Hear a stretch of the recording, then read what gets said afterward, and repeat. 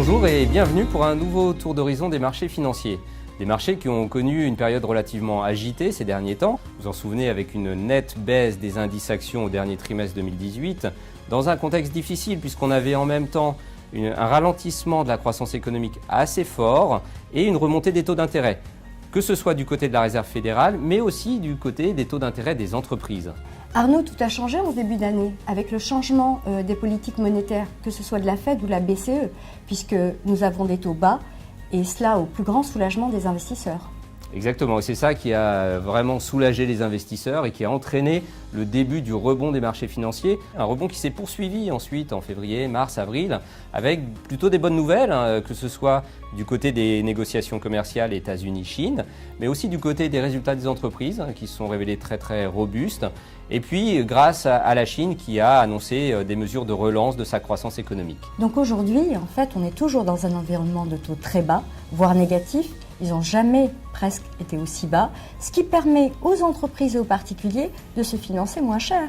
Et donc du côté des actions, on a eu un rebond assez significatif, mais qui n'a fait que compenser, qu'effacer d'une certaine manière la baisse du dernier trimestre 2018. Ce qui fait qu'aujourd'hui, les actions offrent toujours des niveaux de valorisation très raisonnables, alors que par contre, il est vrai, on se retrouve plutôt dans une période un peu d'enlisement des négociations commerciales États-Unis-Chine. Et en plus de cela, on a eu en Europe des révisions à la baisse parfois assez fortes des prévisions de croissance, notamment pour l'Italie et l'Allemagne. Arnaud, il va donc nous falloir regarder avec beaucoup d'attention les prochains grands événements, à savoir comment se poursuivent les négociations entre la Chine et les États-Unis, les élections européennes, le Brexit, sans compter les tensions géopolitiques en ce moment avec l'Iran, la Turquie et la Corée du Nord. Oui, tout à fait. En termes de stratégie d'investissement, en revanche, il est vrai que nous continuons de privilégier la classe d'actifs actions du fait de niveaux de valorisation relativement raisonnables et de rendements attractifs, notamment dans un contexte de taux extrêmement bas.